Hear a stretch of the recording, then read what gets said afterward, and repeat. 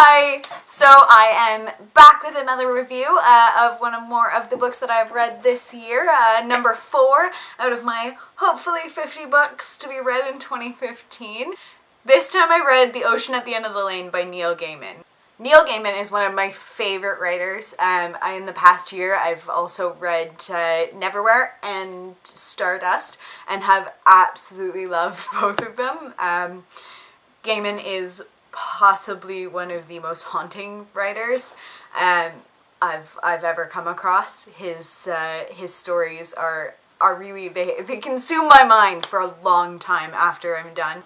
I was in the car a few months ago with a friend of mine, and we were listening to the CD of stories and poems and songs from Neil Gaiman and his wife Amanda Palmer, and there was this story about a man who'd gone to an inn with this little old lady who ran the inn, and he talked about, she was such a nice old lady.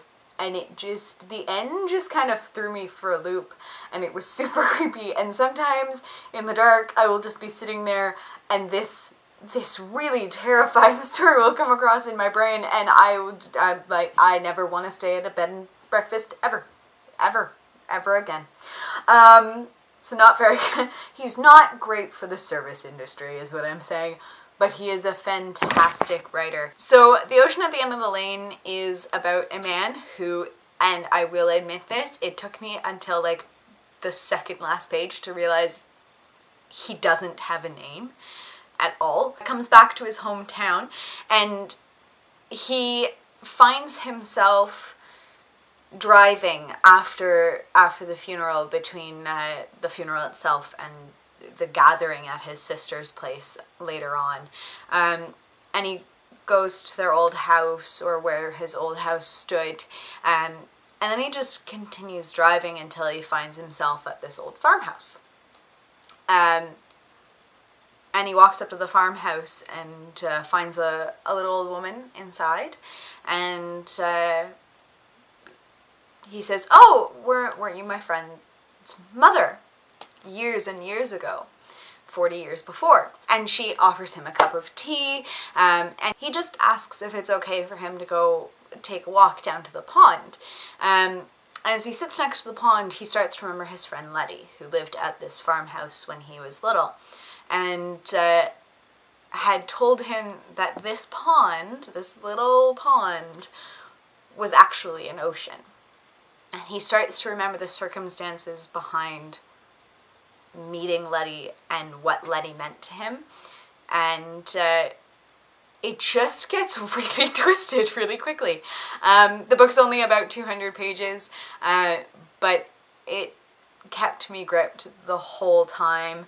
A lot happens. Gaiman is a very realistic writer, to the point where the man, because he remembers everything's happening to him as a 7-year-old boy, and there's just this scene where he pulls a worm out of his foot.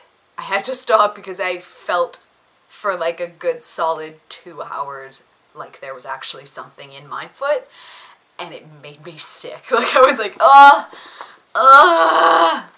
So yeah, ridiculously realistic, really. But the book is fantastic. Like, it's not the first Gaiman that I've read, and yet I still find myself putting it down at the end and just going, holy poop.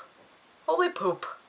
I wish my brain worked the way that his does, because it's absolutely incredible. He just has this way with creating worlds inside of our own world, making you really question the reality of everything that's around you, which I really appreciate. I can't wait to read the other 2 Neil Gaiman books that I have on my shelf, which are American Gods and Annecy Boys. I don't think I'm saying that right, but that's what I'm gonna say.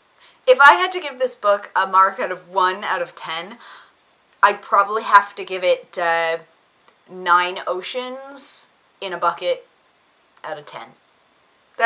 That would be my scoring. Until next time, keep reading, and I hope to see you soon. If you liked this video, hit the like button down below, or hit the subscribe button to see more. Check out my other videos. If you'd like to see a written review of this book, I'll include a link down in the description to my Goodreads review there. Thanks, and keep reading!